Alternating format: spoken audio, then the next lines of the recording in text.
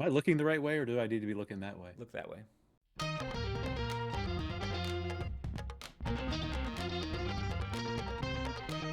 Welcome to the D3 Datacast, another week here with the NPI Wizard and I. I'm Zach Snyder, joined by Matt Snyder, and it's amazing. Even a Thanksgiving week, which is a little bit of a lighter week in the Division Three basketball schedule, still can manage to feel jam packed. How you doing, Matt?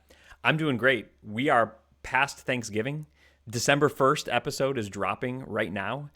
I think we're fully in the swing of Division Three basketball. We're moving from early season to mid season. It's kind of the feeling I've been getting while I watch Division Three basketball this past weekend.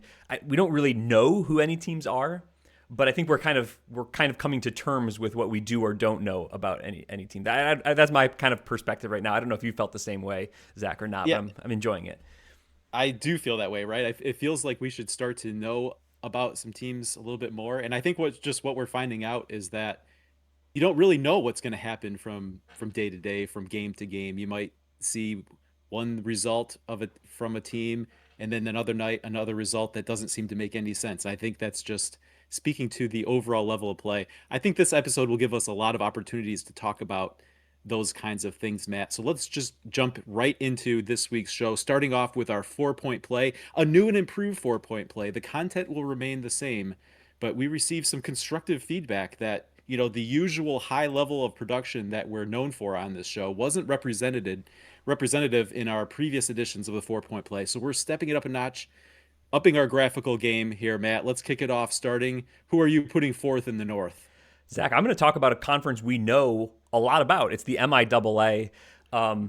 It's it's a conference with a few programs at the top that have yearly goals of reaching the NCAA tournament. We saw Trine win a national championship just a couple of seasons ago. We know Calvin and Hope are always hoping to be in that national mix of that national conversation. They want to be in the tournament, whether that's the AQ or the at-large path. But the conference as a whole, hasn't really, jumped out of the gate really quickly. I think a 21-22 overall record against Division III opponents. So that's a one game under 500 for the league. Our computer simulations that we've been running on an almost daily basis have recently given the league just about 1.2 bids per simulation on average. So that's basically an at-large bid, maybe 1/5 of the time. Most of those end up going to Calvin right now, who the computers see as the strongest team, maybe 41% of the time. But Trine and Hope, 4%, 3% also showing up in the mix. I think if this is a league that wants to be that year in, year out type of league that can get that at-large consideration, we're going to have a big December here. Like I said, one game below 500. Two things your conference needs to get at large bids, right? You need to have teams who themselves have a good enough resume with their wins and losses and quality of competition to get there. But the league as a whole needs to perform well enough that when you get into conference play and you start playing each other, that those NPIs are high enough to count favorably toward your resume. So the Calvins, the Hopes, the Trines, whoever hopes to get into the tournament at large picture, they also want the Albions, the Olivettes, the Adrians, the Almas to get as many wins as possible in the non-conference to kind of lift the tide here and raise all the boats. We haven't really seen that from the MIAA, from the non-conference. It hasn't been bad, right? 21-22. A good December could maybe flip that and start putting some more simulations. Where the Calvins, Hopes, and Trines do get more, to say nothing about, an Albion or an Olivette who had appeared in earlier simulations and had maybe fallen out. So it's leagues like this that tend to hover around 500 in the non-conference. Getting those wins, ending up 5-10 games above 500 as a conference, that makes a really big difference. So we're going to have to see what December brings for the MIAA. A really underrated recipe for putting together the kind of resume that can give you an at-large bid is what your conference mates do, what they're able to do in non-conference Yeah. play. And if everyone can kind of hit conference play with a good looking record, with NPI thinking favorably about them, that can really do a lot uh, to bolster the odds of a conference producing an at-large bid down the line. Yep, absolutely. Matt, for me in the North here, I want to shout out Muskingum. They're off to a nice 6-0 start. Their best start since 1968-69. I saw in a tweet from the athletics department account there. Their best win came in their opener against Carnegie Mellon, and the level of competition that they've played will certainly increase as they get into OAC play. But it looks like another season of progress for the Muskies. That's a program over the last 3 years that went from 1-24 to 7-18 to 14-13 last year. Already 6-0. Looks like that trend is definitely gonna continue. So yeah, just kind of the something that caught my eye this week with that start. It's been a long time since the Muskies have had this kind of success to start a season. I feel like that's something I've heard now for a few years. The Muskies are on the rise. I haven't always bought it, but I feel like this year it's time to take it seriously. I think Muskingum is a team to be reckoned with. I think they're going to make some noise in the OAC. Maybe not win that conference, but I think they're going to maybe upset some teams, be a big factor, be a top half seed in that tournament. I think they're going to have a lot to say with who ultimately does win that conference based on how they do against them, right? Absolutely. All right, let's head to the South. Yeah, Zach, I wanted to actually we're looking at the East here. NYU popped up, so I'm going to Let's go to go the talk East. about NYU as my East pick. And NYU is a team that I wanted to pick here because they could have just about completed the 4-point play by themselves this past week. They went to Southern California and they beat Cal Lutheran by 15 on Wednesday. Then they traveled up to Oregon and they beat George Fox by 36 on Saturday. They were last year's national runners-up, Zach, and they're 6-0 on the season. I think they've picked up where they left off. New head coach Waleed Fareed leading the club. I think they're doing great. Their strength of schedule hasn't always been fantastic, but they've beaten some good teams, some good programs along the way. Would love to see them mix in a little bit more quality, like if they played, say, like a team like Calvin or something this year. But they've won their games by margins significantly enough that it suggests that they're a quality team this year, a team worthy of a top 25 ranking. We didn't really know what to make of NYU. I think they're really, really good. With that West Coast trip finished now from last week, this week they're going to stay a little bit more local. They're going to play a double feature of Skyline favorites at home this week. They're going to play Yeshiva and Farmingdale State. So we'll see what they can do against more local New York teams. We know Farmingdale's a little bit feisty in their own right, just beating Wesleyan this past week. So good stuff from the Violets. They're a team that I entered into my top 25 ballot last week. I'm wondering if more and more people around the country will start forming their opinion that, yes, NYU is a top 25 team this year as well. Yeah, a couple of interesting data points we'll get there, not just for NYU, but for Farmingdale and Yeshiva as well. As you mentioned, Farmingdale with that big win over Wesleyan.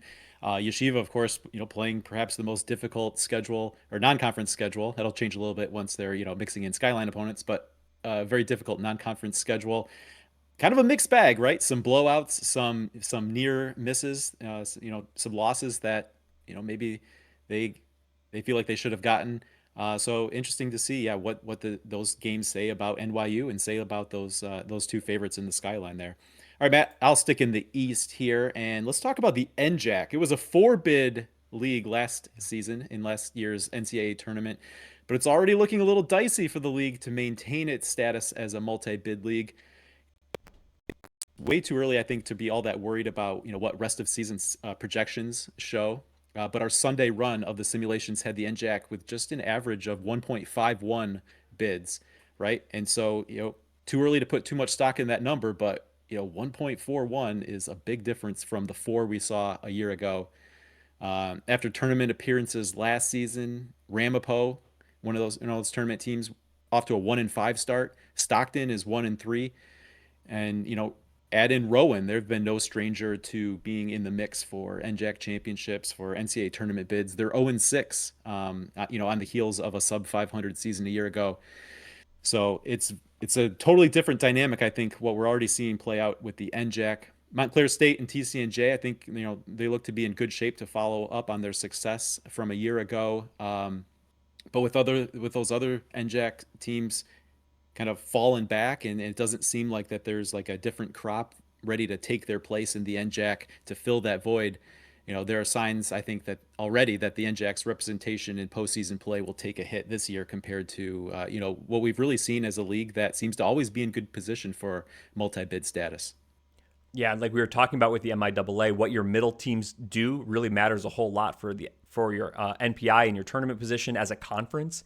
NJAC has done so well with that in the recent years. The middle class has blended in really well with kind of the top teams in many years. And you've had teams like Ramapo and Rowan and Stockton and TCNJ and Montclair State and Kane being in the mix so often.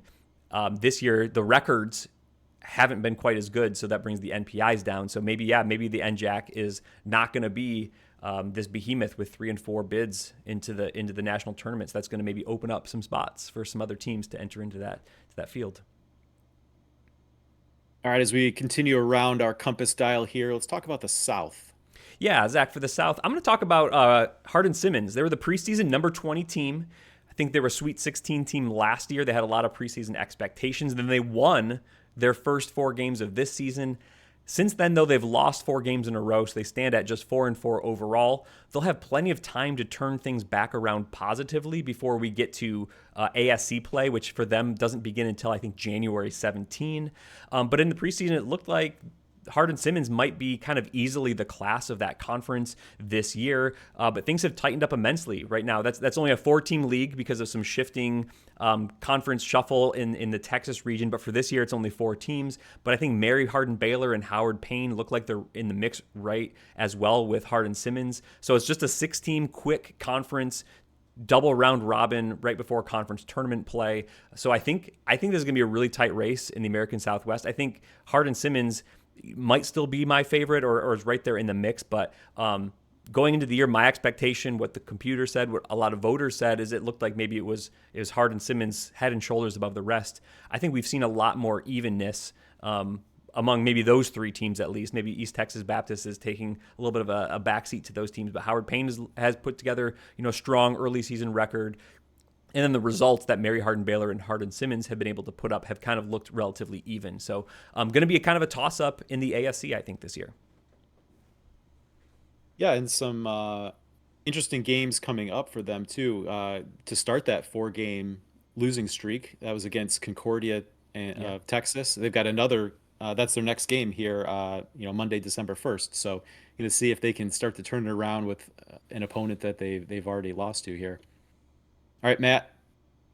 In the South, I've got my eye on the ODAC, but maybe not for a reason that we, typically have our eyes on the ODAC. No stranger to the national eye. There, the ODAC's annually one of the best leagues with tremendous depth of teams competing not only for top 25 attention, tournament bids, league championships, that sort of thing, but one thing I've noticed is that sometimes the league can suffer from a bit of a lack of a middle class, for so to speak, or for lack of a better term there. But that may not be the case this season. Certainly, the league is showing its usual strength at the top with the likes of Randolph-Macon, Hampton-Sydney, Roanoke, Virginia Wesleyan looking strong to start the year. Last year, they placed 5 teams in the top 50 of the efficiency ratings. But unlike last year, when only Ferrum, who has since departed the league, making their transition to Division Two, only Ferrum was the only other ODAC team that was even in the efficiency ratings top 180. But so far this year, besides the 4 I just mentioned, Guilford, Washington and Lee, Shenandoah, and Lynchburg gives the league 8 of the top 160 currently. So you definitely have those sort of national contender or teams that hope to compete at the national level at the top. But then you've also got another solid group of 4 teams that looks to give the ODAC a little bit more kind of depth in the middle than maybe they've had in the past, certainly than what they had maybe last year. Yeah, and as we've been saying, right, that's a huge recipe for getting multiple bids into the conference tournament is if as a league you can carry all these victories and acquiring those NPI numbers into conference play. And it looks like the ODAC is maybe starting to collect some of those wins. Right. As you mentioned that, another way to say it is sometimes leagues, you hear about leagues that have a group of teams that just kind of beat each other up, right? Which can be to their detriment. But if the league collectively is sort of bringing enough wins into conference play, I think that can be a benefit, right? I think that's what we saw with the NJAC last year being a 4-bid league is there was just so many teams bringing a bunch of wins into conference play that as you beat each other up, you kind of, all end up looking a little bit better than if you had a couple that, maybe swept teams 3 and 4 and you build a little bit of a separation there. So something to keep an eye on. There certainly will be some leagues that beat each other up on the top. And the conferences that maybe come out of non-conference play looking really good, that can help.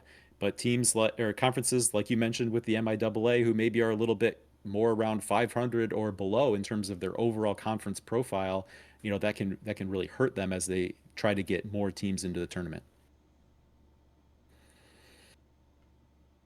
All right, one here to go, Matt, with the West. Let's look out Yeah. west. I'll turn to Region 8 and the Northern Athletics Conference. I'm going to watch this Northern Athletics Conference race relatively tightly this year. It's maybe not as good at the top as last year was when St. Norbert and Wisconsin Lutheran both qualified for the national tournament. It's probably going to be a little bit of a season of turnover for the Northern Athletics Conference, but that might make it a little bit more of an interesting race overall. The record, again, of the conference is not great. I think it's only going to be a one bid league this year.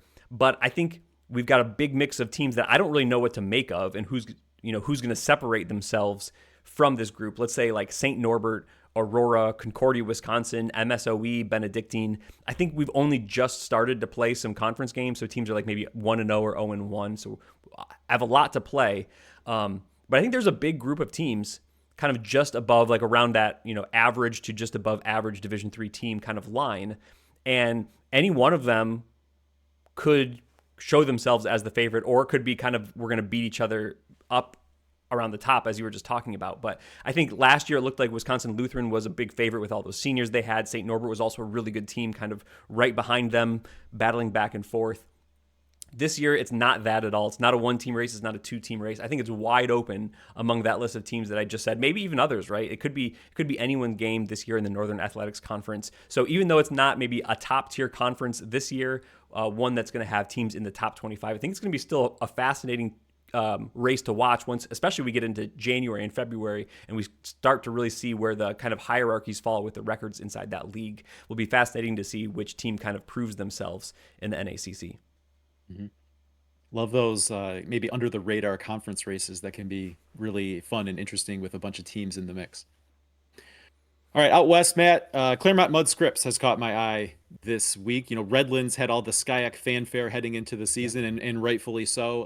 But as the calendar turns to December, I thought it was very interesting as I was, looking over some information that it's Claremont Mud Scripts that is the conference's top team, at least according to the D3 Datacast efficiency ratings, as well as the Massey ratings, right? So, our efficiency ratings not really an outlier there. Massey is also showing the same thing. The Stags are off to a 6-0 start against D3 competition. And I don't necessarily see a signature win in that. They've kind of gone 6-0 by beating, Santa Cruz and going 5-0 against a collection of Northwest Conference teams that do not include, the Whitmans or the Whitworths that we're used to seeing near the top of the NWC, Matt. But, what has been noteworthy has been some of the margins, right? And I think for people who followed this show over the last couple years, whether it be a couple years ago with Trinity, Connecticut. Last year, I think Wesleyan was a good example of this. How sometimes we can kind of question who did they really beat or the level of competition, but seeing some of those margins that the computer ratings typically look at maybe a little bit more favorably than a human, and we've seen how those can be actually meaningfully instructive about how good the team actually is. So not saying I'm not ready to go on the limb and say that CMS is suddenly a Final Four contender like those two examples I talked to a year ago, but definitely a team that was a little bit off my radar, and certainly has gotten on my radar now, and maybe makes a Skyak race that at the beginning of the season, I was wondering if maybe Redlands was poised to just kind of run away with the Skyak this year. Yeah. So maybe the Skyak race is going to be a little bit more interesting uh, than what I thought, and it making it a little bit more normal, right? We're used to Yeah, seeing right. a really competitive Skyak with multiple teams in there, so maybe it would be a little bit too soon to say that Redlands may just run away with it, Yeah, there's usually 2 or 3 Skyak teams or in four, either yeah. that national mix or in the mix to win the league. Nice to see that right now. It looks like we have at least 2 of those teams, even if maybe like a Pomona Pitzer is taking a step back from where they had been in previous years, or even like a Chapman. We think Redlands is really good. We think CMS is really good. So now we have to see who else is going to step up there in the Skyak. All right, so that's a collection of things that have caught our eye over the last week, scanning the country. Take it all, Matt. We got another top 25 ballot you had to fill out this week. So why don't you run us through what you're going to be submitting here for this next week's D3hoops.com top 25 poll? Yeah, I'll quickly read it for the audio only people. For the YouTube folks, You can definitely see it on your screen, but for the Spotify listeners, number 1, Trinity, Connecticut, been staying there all season long. 2, Randolph-Macon, then UW La Crosse, Redlands at number 4, and Wash U at number 5. Then I'm going with Hampton, Sydney at 6, and Mary Washington at 7. Chicago at 8, Emory at 9, 10, Calvin, 11, Illinois Wesleyan, 12, Virginia Wesleyan. And then starting at 13, we go with NYU. Number 14 is Mount Union. Number 15 is Hood. Number 16 is Catholic. Number 17 is Tufts. Number 18 is TCNJ. 19, Wesleyan. 20, Roanoke. 21, Trinity, Texas. 22, UW Eau Claire. 23, UW Oshkosh. 24, York, Pennsylvania. And 25, Endicott. And Zach, before we go any further, I'm just going to say how I feel about different parts of the ballot here. I feel kind of really good about the position of teams 1 through 7. Like, to me, these are the teams that have started to cement themselves as the upper echelon of Division 3. Then going from 8 to maybe 14 or 15, I feel really good about these teams needing to be in my top 25 somewhere. But I feel like those teams are all kind of even. And so I wouldn't, even between like number 8 and 14, I don't know if there's going to be a huge difference right now. And then, anywhere from like 15, 16 on down, I think those teams are almost even with like number 35. So there's a huge group of teams. If another voter or another D3 Hoops fan wanted to argue with me and say, hey, I don't think Catholic or Tufts should even be in the top 25, I would say, like, you have a great argument, and I think that there's a bunch of other teams that could be in that mix as well. You just talked about Claremont Mudd Scripps. I was trying to get them in for a long time. Montclair State is a team I haven't voted for yet, and I've been trying to get in for a long time. I feel like there's not enough spots for the types of teams I want to get in there. But that's kind of how I feel, maybe 3 tiers of here's my for sure top teams, here's my probably in the next group, and some of those teams in the next group, right, will make a jump into that upper echelon. I just don't quite know who or when or how yet. And then I have a bunch of teams right after it. They're all kind of even, some as high as maybe even 15 or 16 on here. That's kind of the fun thing, or the challenge of a top 25, is it sets an arbitrary line that you're either in it or you're out of it. And like you said, there's probably the last 10, 11 in your ballot here, not that different from the next 10 or 11. It's just kind of the year it was, right? Or it has been. And we've seen that already in some results that maybe from night to night don't seem to make sense. But I think we have really one great team. I think Trinity, Yeah, Connecticut, right. the defending champs, are a great team. And then I think there could be like 100 really good teams that on any night, uh, could beat just about anyone. And we talked about this last week when we were talking about some of our reactions from the Great Lakes Invitational. But one of my main takeaways was just that it seemed like each of those games was defined not by this team's better than that team, but it defined by just on that night, which team was going to be the one that kind of dictated how that game was going to go, compared to the other. And whichever team was able to kind of dictate that game was going to be able to win it, right? So there's it's always kind of that game within a game, and that's going to be how we see some results that don't really seem to make sense, because a team can be the aggressor one night and maybe they're up against someone else who kind of takes it to them the next night, and that's going to be a little bit more what's going to define how some of these results go. Yeah, Matt, one of the other things we were talking about before we got online as you were trying to finish this is like, you know, some teams that you maybe wanted to get in or out. And it's like, well, if you want to move someone in, you got to move someone out. And it's not like those teams that are maybe the last 10 in are really doing anything wrong, or they deserve necessarily to get jumped by someone that is below that line, right? So it's almost like, you just blow up the bottom half of the ballot from week to week and just have to think about it completely differently, because it's not like there's these clear results that are going to tell you who should be in and who should be out. Yeah, no, that's absolutely correct. And I would like to approach my ballot that way anyway, just like start from scratch every week and see who it is, because even if a team didn't play, teams that they played might have played, and the opinions of what were good or good wins or bad losses may have changed. But we're still early enough in the season that if you have, it's unlikely that a team has like 2 or 3 really good wins and they're not on this list or something like that, right? Most teams, only have like one good win or two good wins, and if you have even two, you're probably in like the top half of this list. So you have to really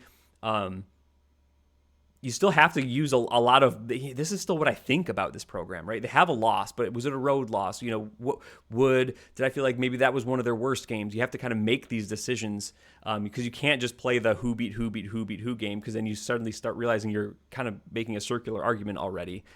So yeah, I think it's tough, but I think you're right. In many years, you'd say maybe a top 25 team could lose to anyone in the top 100. I think this year, outside of Trinity, Connecticut, you wouldn't be totally shocked if anyone lost to kind of like any top 200 type team. If you're an above average D3 team, you might be able to win one of these games against one of these top 25 teams. And that's going to be okay. I think a lot of teams are going to have that type of loss, and it's not going to be terrible. So that's going to make it difficult on the voters, because we're going to have to figure out of the top 50 or so who are really the top 25. But that's also what's going to make it fun. I think we're going to have a lot of names named on a lot of ballots for several weeks now. And that's okay. I think that's just because there's a lot of teams in similar ranges that different voters from different regions of the country with slightly different perspectives are going to have a little bit different opinion on. And that's just what makes the discussion, I think, fun to have.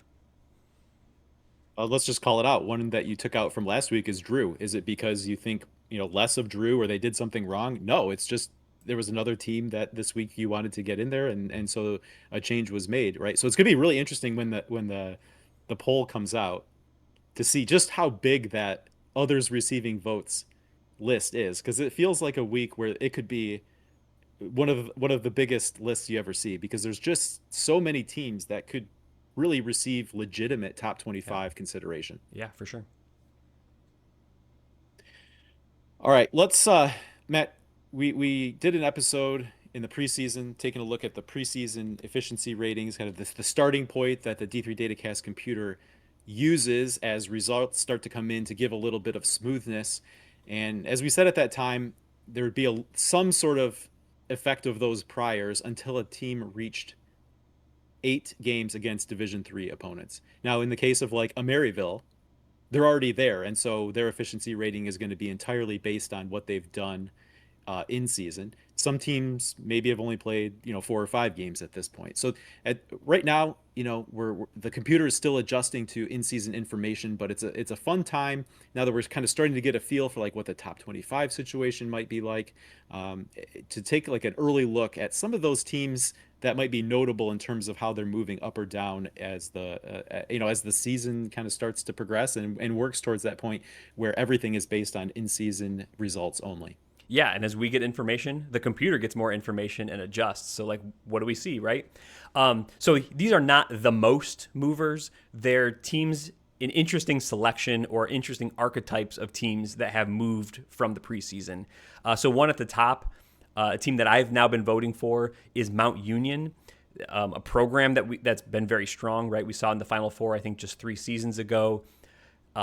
Preseason rating had them with like a plus 13 efficiency margin, which was number 30 overall. So pretty good, but maybe just outside the top 25. Already in the early season, the computer has them up at like a number 4 plus 25 efficiency margin. So that's a ranking gain of 26 spots from number 30, which is pretty good. Plus 11 and a half points of efficiency margin. It's been a strong start for Mount Union. It's going to be interesting in the OAC now that John Carroll is not there anymore, what the top of that league is going to be looking like. But right now, at this point in the season, looks like Mount Union is poised to take over that mantle of the top team. They've been in that mix with John Carroll, but right now it looks like maybe Mount Union's going to put a hammerlock on that for the season. Right, with John Carroll not there. Right, that's the question. Is someone going to fill that void, or is it just leave Mount Union there by themselves? Matt, I got to be honest. Like I knew Mount Union was off to a good start here, but it was a little bit surprising to me that they had moved all the way up to into the top 5 in the efficiency ratings. Bad job by me of keeping track of what the top situation was like, I guess. But yeah, very impressive. Another one that maybe there's not like a particular game, a particular win over an opponent that really stands out. But again, another one of those that like a 36-point win over a Muhlenberg team that has a winning record right now, right? That kind of stands out just in terms of the margin. So very, very interesting. Another one that, I think as they get into the meat of OAC play, that might be a little bit of a step up from what they've played so far. It's interesting to see kind of if they're able to maintain kind of what they've Yeah. built here. But yeah, very, very strong start there. I think they've cemented themselves as the OAC favorite. Probably were, should have been seen that way coming into the season, but definitely have, maybe solidified that standing or taken out any doubt that might have been there in some people's minds. Yep. Next team on the rise, one you just mentioned in the 4-point play, Claremont Mudscripts. They were number 40 in the preseason. Right now, they're number 13 by the computer ratings. That's a big jump up as well. We just talked a lot about them, so we won't dwell on them here. But yeah, another team, another program. Maybe you'd like to see some really great wins that they don't quite have. That's kind of what's keeping them out of my top 25 right now. Even though they're number 13 by our computer, but you have to kind of weigh that. Is big wins against kind of so-so teams enough maybe at this point in the season to put them in the top 25? Do you believe in that strength, or when they play more even competition, are the results going to maybe not stack up quite as much? I think that's going to be the question about CMS. It's also the question about the next team on this list here, Amherst, who's preseason number 60, now up number 7 in the computer ratings. They're another team, I think, to a larger degree than Mount Union or a larger degree than CMS. I think they've really beat up on kind of bad non-conference competition, like big margins, 20, 30, 40, whatever point margins against really kind of bad teams, maybe on average like a number 250 type of a team or something like that. My perspective on Amherst's non-conference slate every year is that at best they're going to play kind of average competition.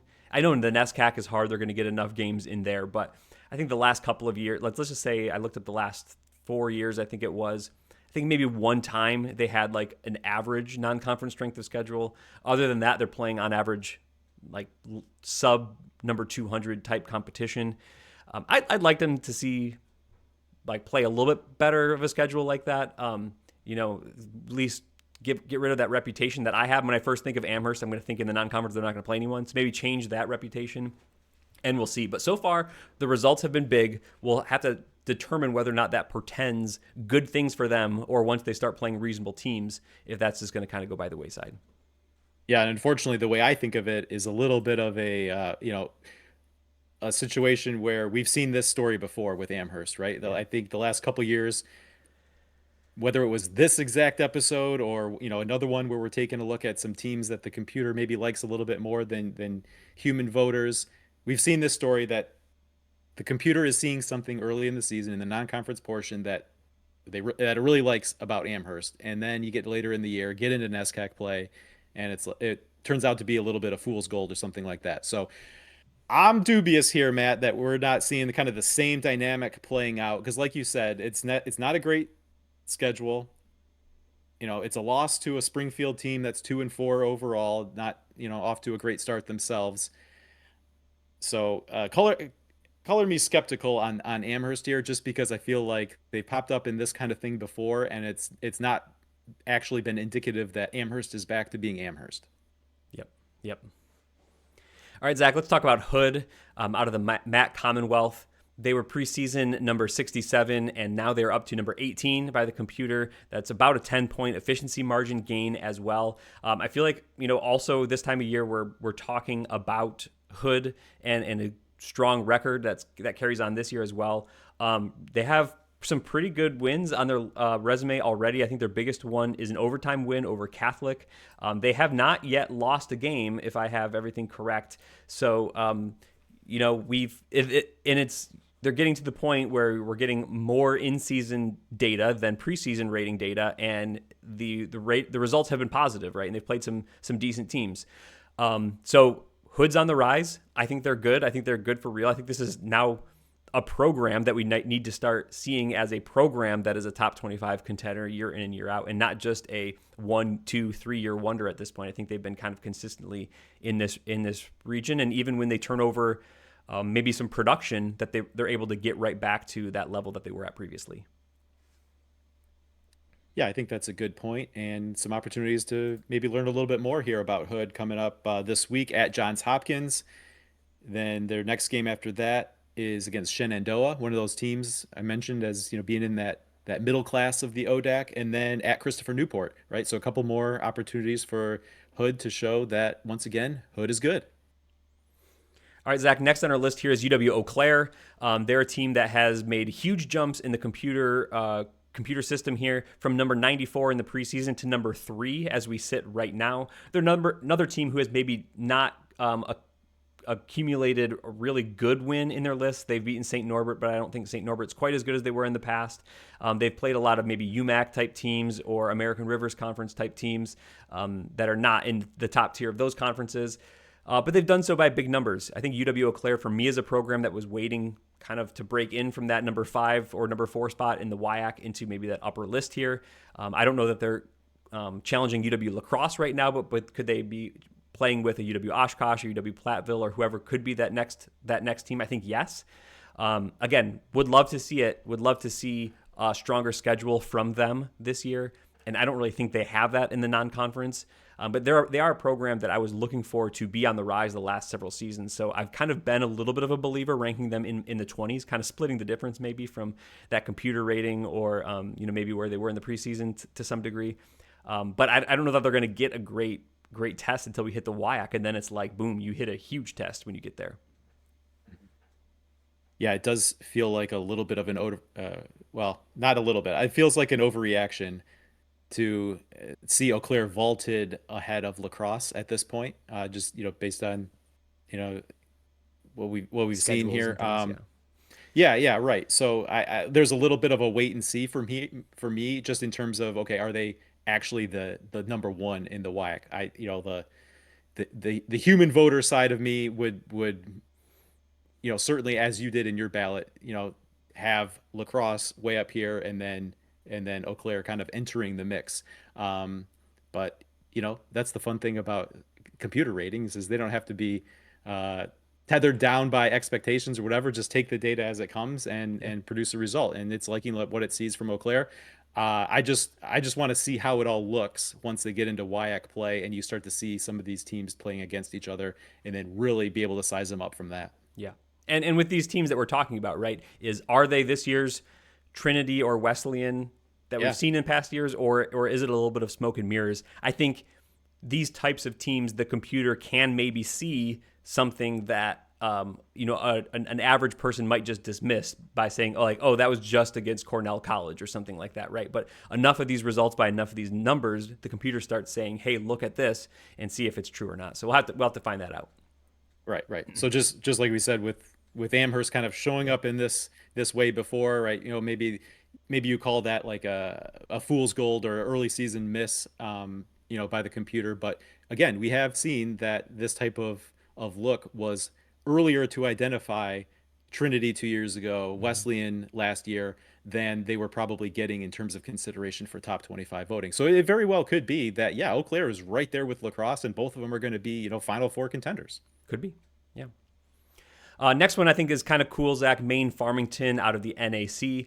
The North Atlantic Conference is maybe a lower tier conference overall. Maine Farmington has been a program that's competed toward the top of that conference. Usually the better teams, Maine Farmington or Husson in that league, kind of are only about Division III average, to be honest. But this year, Maine Farmington has put up some better numbers. Now number 81 overall, plus 9.8 efficiency margin. Zach, 100 teams kind of makes up the top quarter, actually a little bit more than 100 teams. So even though number 81 doesn't necessarily scream a sexy number out there, that's a legitimately good program. Or at least if that ranking is true. And we just talked about how a top 100 or top 200 team could beat almost anyone in the country. That means if the computers are correct, that Maine Farmington would be able to compete with some of these other teams at a pretty high level. Like I said, plus 7.5 efficiency margin rating is pretty good. That means if they played an average team in Division III, they'd be expected to win that game by about 4 or 5 points. So, put them up against a top 25 team, and that would probably see them as like single-digit type underdogs, which means a couple of possessions go a different way, and that can be a really good game down the stretch. So interesting things out of Maine Farmington. I think that they're not only a legitimate contender in the NAC, but they're kind of a legitimate team on the national stage. They could make some noise. I don't have their schedule in front of me to see if they could maybe knock off any of the big dogs if they have anyone on their schedule, but really interesting type of a program. I love it when teams from a lower a lower tier league, let's just call it that, can jump into the mix. We've been talking about GNAC type teams a lot this year, teams like LaSalle and St. Joseph's, Maine, teams that have made that jump in recent years. And I think maybe Maine Farmington could be the next to join that crew. So 5-2 on the year, losses to Suffolk in their opener, Yeah. a CNE team, one of those conferences that you kind of think of as like a tier higher, and to Bowdoin, certainly a NESCAC would be, a conference that you think of as a tier higher. The one that jumps out, Matt, is the 7-point win against St. Joseph, Maine. Right. Now, Yeah. you got to think, is the computer valuing that one correctly based on St. Joseph, Maine, maybe not being kind of at full strength. So that could be one where, maybe the information is a little bit skewed at this point. But nonetheless, getting a 7-point win there is kind of the feather in the cap for their early season resume. Yeah. And we don't know, like, I know St. Joe, Maine has had some injury situations, and are those going to be long term or short term? And we don't know there. So, yeah, maybe Maine Farmington caught them at the right time, and maybe that is skewing things positively a little bit, but still a good result nonetheless. All right, next up, Wheaton, Illinois. I think this was a team that you called out in the preseason as one to watch on the rise. They had a young roster a year ago. This year, they went from number 259 in the preseason rankings, which is pretty low from where we would expect Wheaton to be. Right now, they've already gained a bunch of ground on that. They're up to number 108 with a plus 1.7 efficiency margin. That's 151 spots to the good that Wheaton has already risen on this season. So I think that they are kind of going to be back to maybe joining, at least for now, the middle of the pack in the CCIW. And they could be the type of team that could give an upper level CCIW team a tough time this year as well. Yeah, kind of an easy call to bounce back just because, look at that preseason rank, number 259. You just do not think of Wheaton as a bottom half of Division III team. But also, what I really liked looking at how they finished that season, they won 4 of their last 6 games. So definitely felt like a young team that was kind of figuring it out and would be able to maybe hit the ground running a little bit more here. So not surprised to see that Wheaton 5-2 overall losses coming at Hope and to UW La Crosse. Certainly a couple understandable losses there, and 5 wins aside from that. MIT is the next team on the list here, going from number 276 in the preseason to number 142 currently. I think MIT, for me, has been a little bit of a sleeping giant in the NUMAC for the last 2 or 3 years, or maybe even since the pandemic.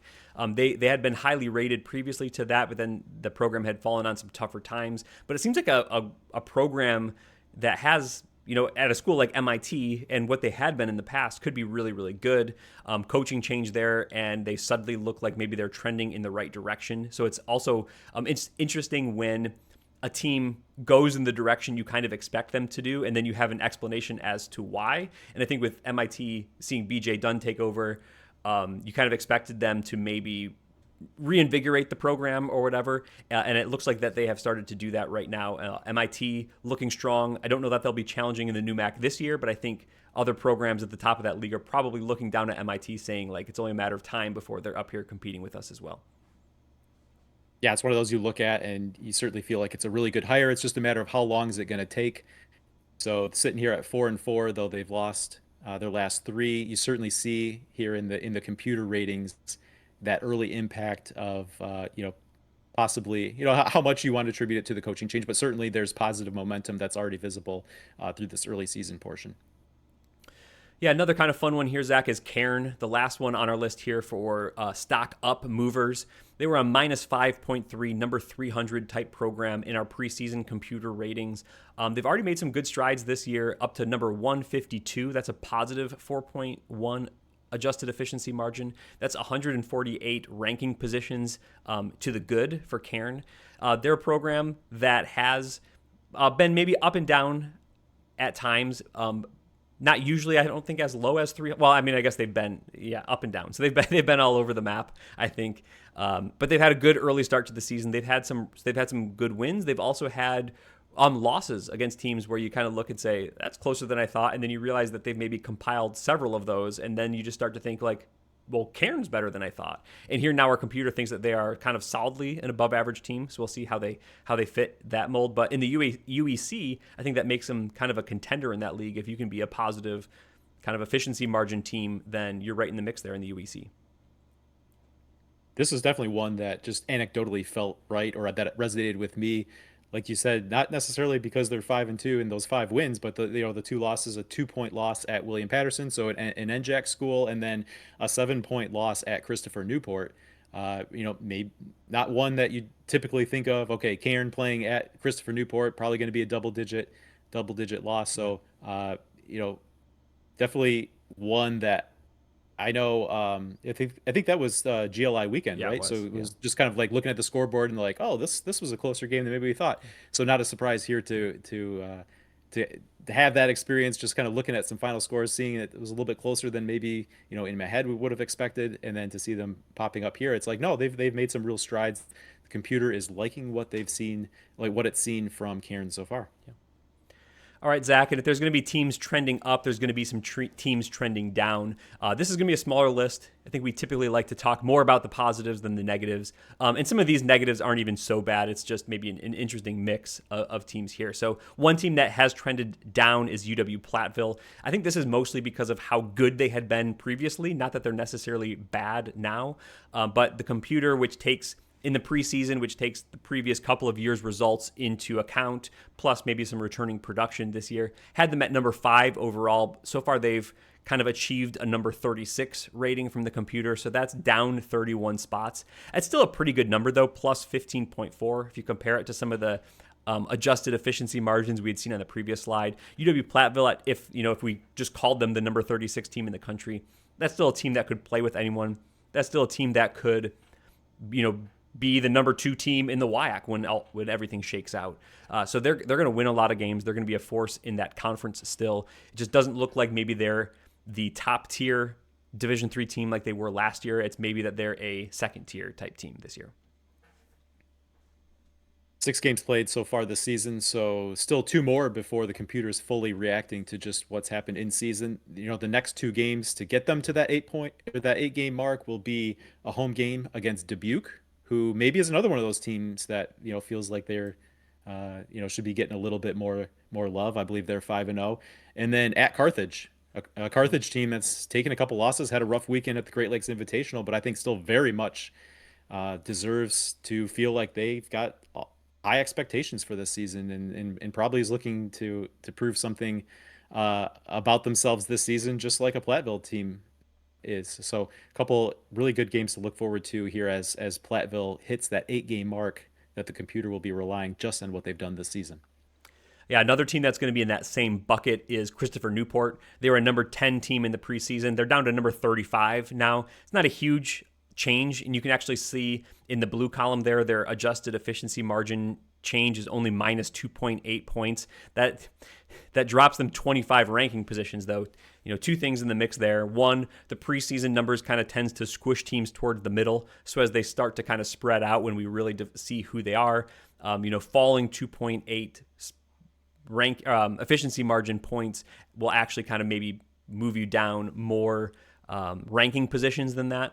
So Christopher Newport's not really that much of a different team than we thought they were in the early season. It's just that maybe we've learned more about other teams.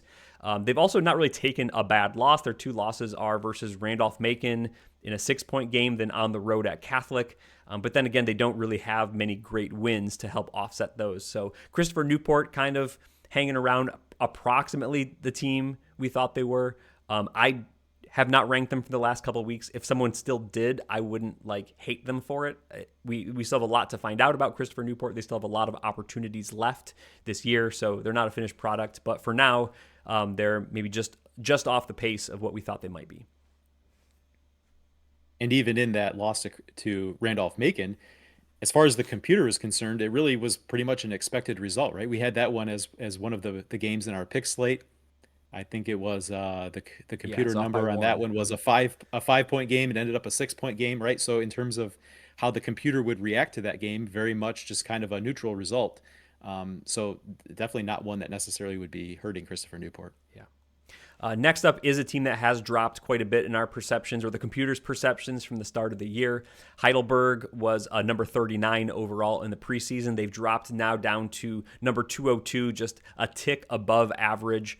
I think this was one that maybe you could see coming. There was a coaching change. With the coaching change, there were several, I think, transfers out, maybe players moving to different destinations with their coach now no longer at the school. So they're, I think, still trying to maybe put the new pieces back together. They've had some pluses, but also some minuses, as would happen to a team that's kind of maybe more Division III average. We saw them, I think, this last weekend. They played 2 games up here in Michigan. They lost to Calvin but beat Olivet, so kind of a mixed bag there as well. But right now, Heidelberg, not the team I think they were last year when they were quite strong, so they're taking a little bit of a step back this year.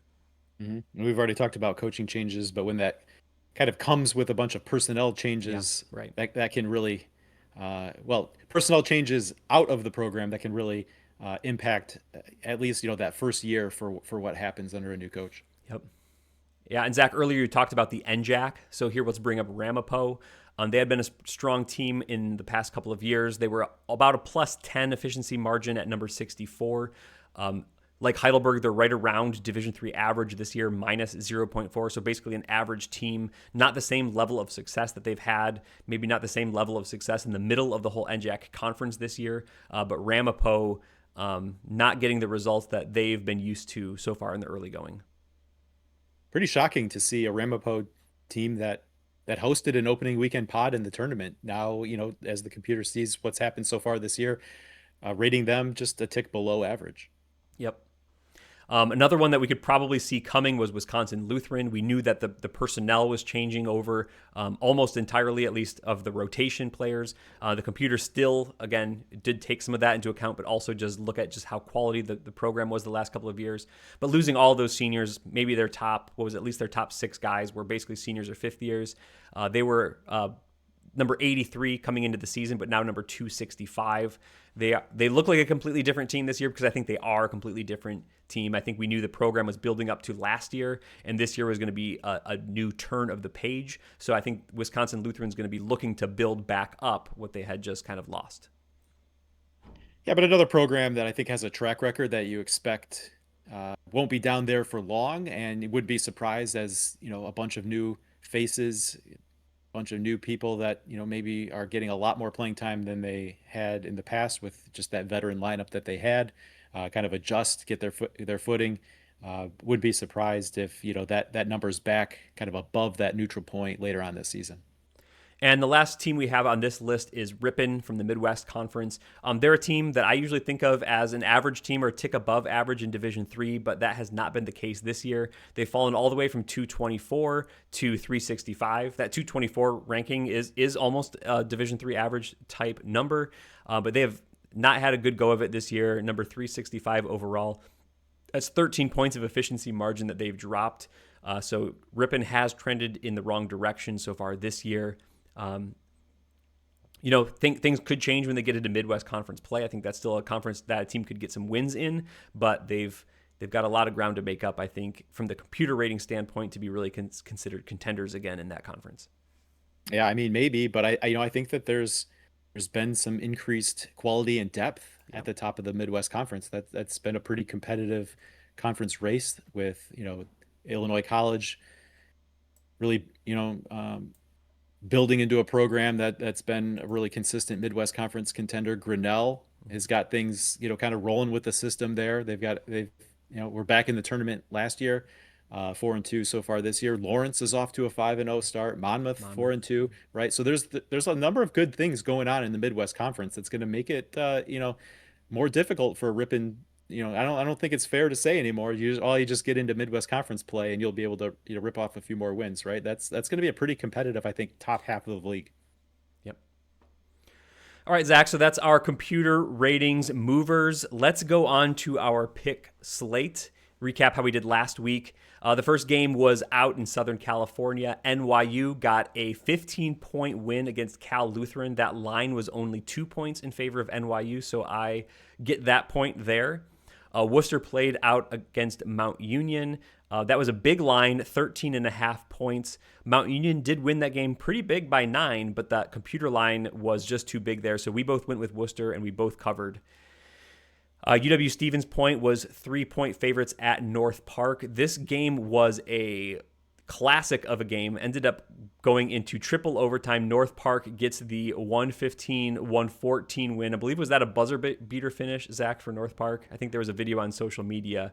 Yep. You picked North Park. You win that one. I miss out on that one.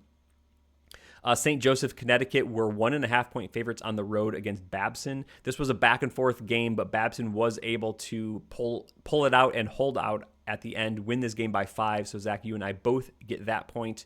And our D3 Datacast game of the week is always a good one. Tufts against Keene State. Tufts were 4-point favorites on the road. They do win the game, but only by 3. So Keene State covers that computer line, and we both get the points there. So our weekly point recap was that we both went 4-1. We split the picks that we had different. So that brings you to 11-9 positive on the season now, and I'm going to be 15-5. So I still maintain a 4-game lead against you. You ready to talk about this week? Let's do it. All right, and as always, we got a bunch of people that play along either on social media. You can tweet at us with your picks. You can leave them in a comment below on YouTube. It's fun to see people having fun with the picks. That's the point. We put these games through our computer efficiency margins that we were just talking about, and it gives a expected line, and that's what we pick against here. So we have a quintet this week of early season conference games to pick against, Zach. So it's going to be a little bit of a fun one, I hope, in that regard. First one is WPI. They are 0.5-point favorites on the road at Babson. Who do you like in this one? Well, first of all, just let me say about the slate. This is going to be a fun one because, as you said, we've got a quintet of early season conference games, and these are big ones in their respective conference races. So right off the bat, we're going to have one team kind of getting an important advantage over another. But Matt, Babson games always seem very difficult for me to pick. But rolling with the Beavers served me well last week. I will do it again here. Yeah, I think these are two very good teams. Two teams that could also feature in the national race as well. I'm going to go against you, though, Zach, to keep things interesting. I'm going to pick WPI. They're a team I like overall a little bit more. I know this is a road game for them, but with the 0.5-point line, we're really just picking a winner here. So for right now, I'm going to pick WPI to hopefully win this game for me. Next game is out in Minnesota. Hamlin are 5-point underdogs against Gustavus Adolphus. Zach, you pick first. So I could be completely wrong about this, but my feeling is that as the computer continues to move off of its preseason priors, these two teams are going to get closer together, if not, Hamlin being right there. So I feel like there's maybe a little bit of knowledge advantage over the computer with Hamlin. So give me the Pipers. All right, Zach, you're going to go with Hamlin. I am also going to pick in the same direction as you for similar reasons. I think these are two pretty even teams. I know it's a road game for Hamlin, but if you're giving me 5 points, I think, if I had to pick this game straight up, I would say maybe Gustavus wins by a basket. So that maybe gives me 2 or 3 points of margin to play with. So that's why I'm going to pick Hamlin there. And I'm going to feel pretty comfortable doing it. So we'll see what happens on December 3. Also on December 3, this was a big one from last year. It's Illinois Wesleyan at Carthage. We know Carthage won both regular season meetings, but then Illinois Wesleyan was able to win the conference tournament. This is going to be a big one this year. Two teams with lots of preseason expectations. So Zach, how do you pick against the 3-point line here?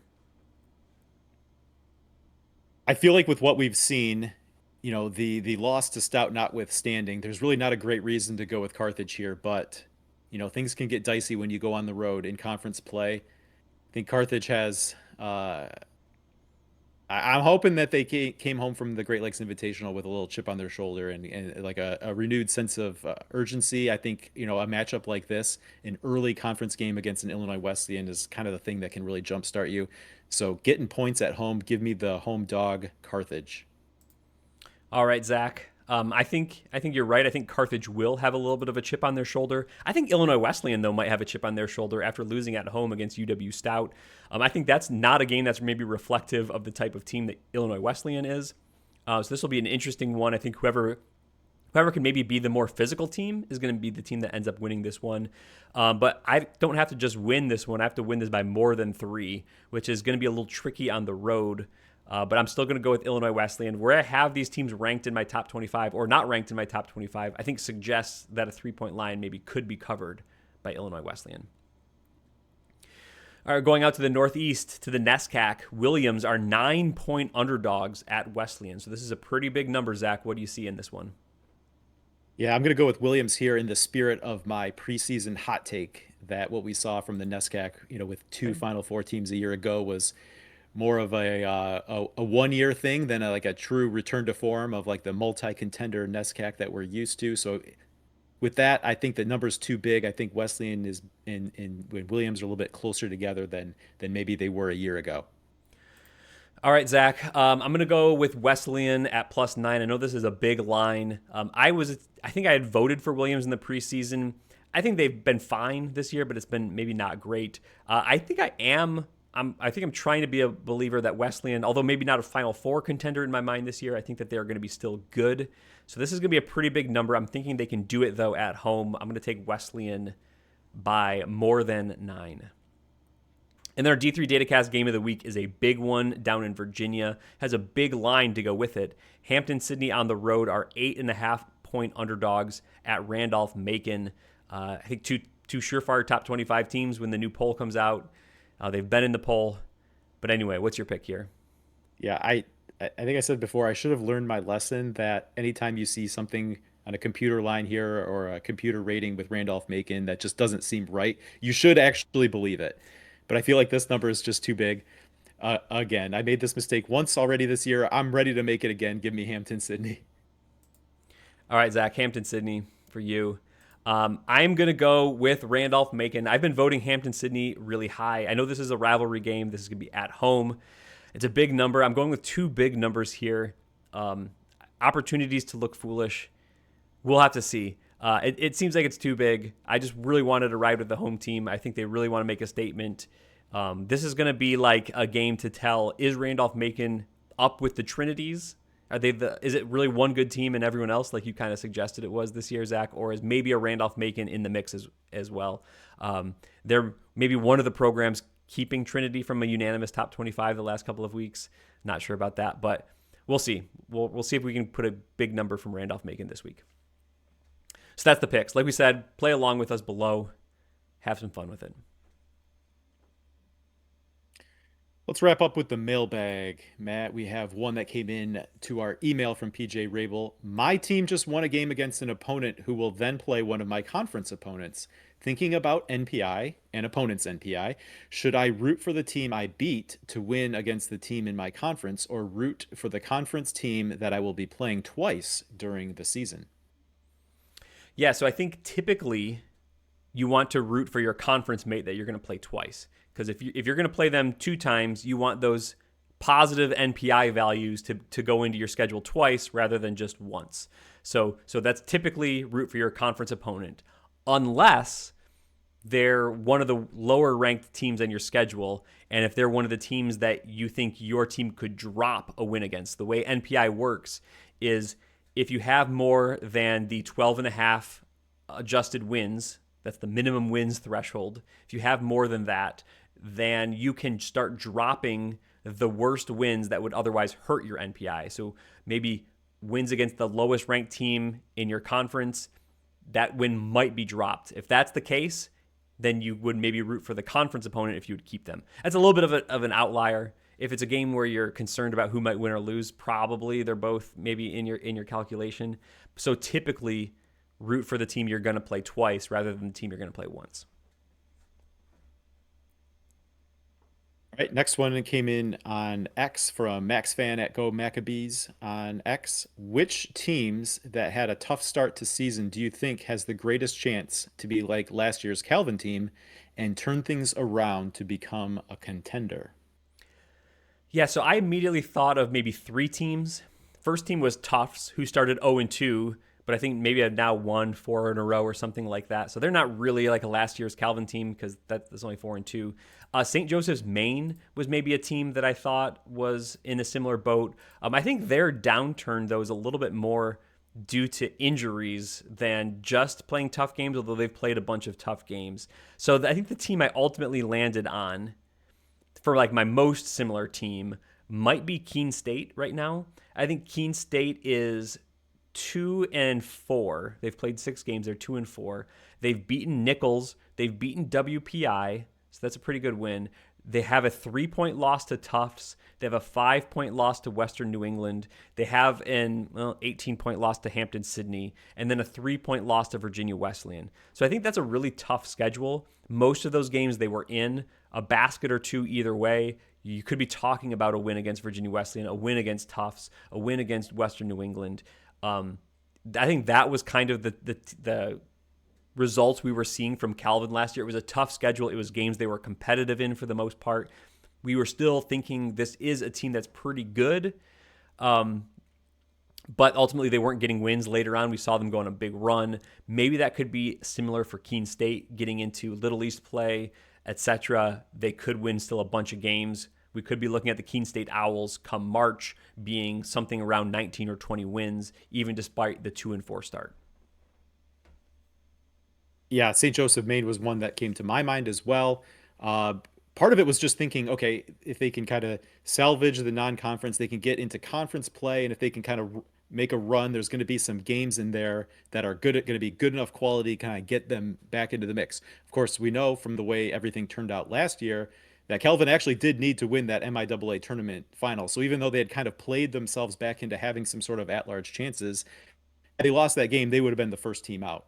Uh, but also, even though we've talked a lot about how there's actual some legitimate quality at the top of the GNAC, I think that in terms of NPI, a lot of those teams kind of had, there have been some good wins, but a lot of like near misses to the Yeah. point that I don't think that once they get into conference play, it's going to be quite that situation where we talked about where you can beat each other up and all come out looking good. I think someone's going to have to really really emerge, and maybe there's going to be some good wins in an absolute sense that maybe don't get as much NPI credit as they would need. So interesting to look at there.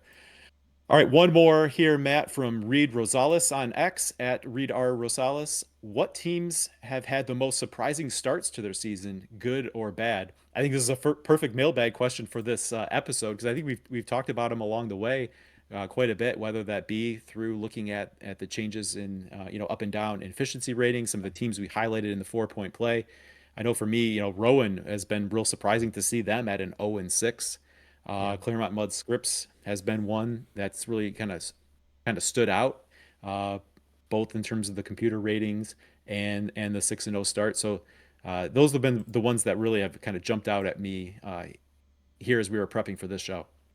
Yeah, yeah. For me, besides the teams we know we talked about in the episode from the computer ratings standpoint, I'll say again, Tufts, right? They did start 0-2. Then now it is 5 games in a row that they've won. For me, the losses aren't terrible. They're close losses to good teams. Some of the wins, 3 points against Keene State, that's fine to good. MIT 7 points, Yeshiva in overtime by 6 points. They're all fine. It's just I expected in the preseason. For me, I think Tufts was like a number 4 type team. And now I have them more like in the teens, late teens, somewhere in that range. That's still a good team. Still plenty of time for Tufts to be, a top 10 type team. They haven't been that. So they were a team, and I wasn't even that concerned about them. I'm like, yeah, they're a for sure like top 5 looking team for me. They're not that. I don't think they're bad. I still have been a team that's been voting for them all along, but just been a little bit of a surprising start. I thought they would hit the ground running more than they have. It's been a little bit of a struggle, even to get some of these wins. It's just felt like they've had to do a lot of work to get there when I expected them to be kind of more of an elite type team this year. That wraps up the mailbag. If you have something you'd like for us to address at the end of next week's show, you can leave us a message on the YouTube video here on social media. A lot of ways to get a hold of us. We'd love to address anything that you have for us to talk about next time. And before we get out of here, Matt, we got to say thank you to a great group of supporters that have been accumulated here over the last couple of years. Everything that we do with the efficiency ratings, we talked a lot about that today. The projections, trying to look at kind of rest of season projections for where NPI could go to, based on those efficiency ratings. The current season to date NPI numbers, that's there for everyone to see on d3datacast.com, available for all because we're supported by just a few, and couldn't be more thankful to this group on Patreon. A couple new supporters to highlight, to shout out here at the Great Job Team level: Douglas Pickard and Alex Lipinski this week. Thanks so much. And we couldn't do it without our supporters. Yeah, Zach, it's more than just a few now. Every week, it feels like more people are joining us in this effort to talk about Division Three and put the ratings up on the website, keep that ad free. So thank you so much to people who help us do that. Pay the hosting fees, etc. We love to talk about Division Three. That's why we do this. We're just so glad that others enjoy participating in this with us, watching our episodes, sharing our episodes, joining the Patreon. So thank you very much to everyone. If you're interested in it, the link is on your screen. Patreon.com/D3Datacast. There's a $3 a month and a $5 a month tier. Join whichever one you want. We're just so thankful for everyone who has done that. Zach, fun episode. It's been a fun Division 3 season so far. For right now, though, we're going to say, good job, team.